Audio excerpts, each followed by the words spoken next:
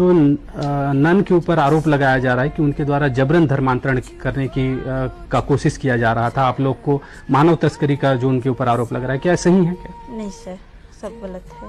For the last 2 days, we have been protesting inside and outside the parliament. We have given adjournment motions. MPs from Kerala.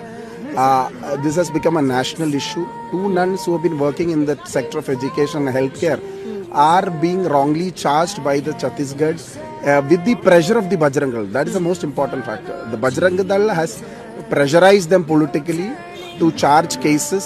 They have been charged of anti-conversion, of human trafficking, which is quite unfortunate because we have all the proofs which says that they have gone with their consent from their parents and they are all above the age of 18 and they are legally they can travel anywhere in the country.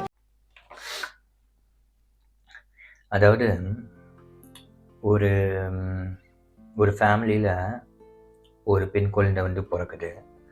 அந்த பெண் குழந்தை வந்து நல்ல டிக்கெட்டெல்லாம் பார்த்து நல்ல ஸ்கூலுக்கெல்லாம் சேர்த்து நல்ல dress வாங்கி கொடுத்து நல்ல சாப்பாடு வாங்கி கொடுத்து அந்த பொண்ணை வந்து ஒரு ஸ்கூலில் சேர்த்து அது படித்து முடிச்சோடனே அது வந்து கடவுள் மேலே விருப்பப்பட்டு ஒரு சபையை தேர்ந்தெடுத்து மக்களுக்கு பணி செய்யணும்னு சொல்லி வந்தால் அவங்கள கூப்பிட்டு ஜெயிலில் வைப்பீங்களா? நீ யாரு? நாட்டுக்காகவும் மக்களுக்காகவும் பணி செய்ய வர எங்கள் சிஸ்டர்ஸை, எங்களுக்கு உரிமையான எங்கள் சிஸ்டர்ஸு நாட்டு மக்களுக்காக பணி செய்ய வராங்க. அவங்க வந்து இந்து, முஸ்லீம், கிறிஸ்டியன்ஸு, புத்தர் இந்த மாதிரி எந்த இதுவும் பார்க்காம எல்லாருக்கும் பணி செய்கிறதுக்காக வராங்க. அவங்கள கூப்பிட்டுன்னு போய் நீ ஜெயிலில் வைக்கிறீங்க, இது என்ன நியாயம்? யாரும் கேட்க மாட்டாங்கண்ணா.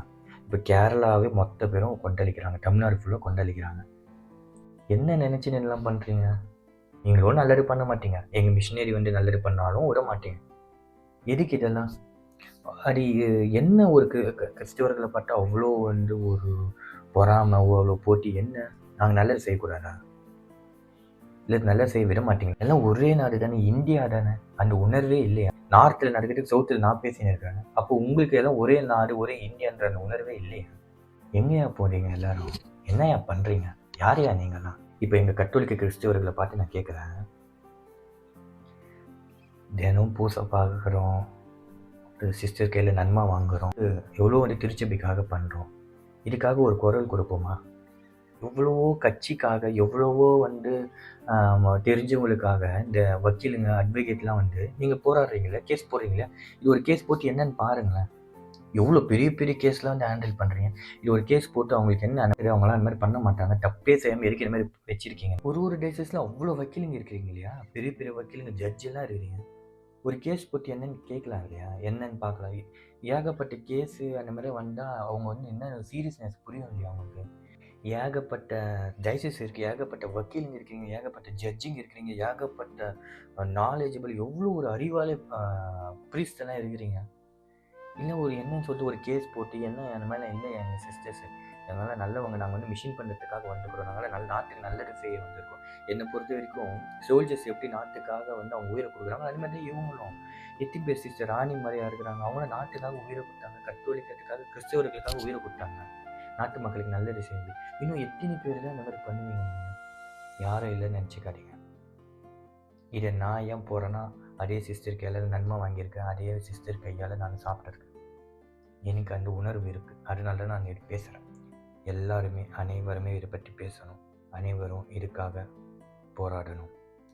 முக்கியமாக ப்ரேயரில் வைங்க, எல்லோரும் ஜெபிக்கணும், இந்த சிஸ்டர் வெளியே வரணும். எனக்கு தெரிஞ்ச அந்த ரெண்டு சிஸ்டருமே ரொம்ப சந்தோஷமாக இருப்பாங்க எனக்கு தெரிஞ்சு.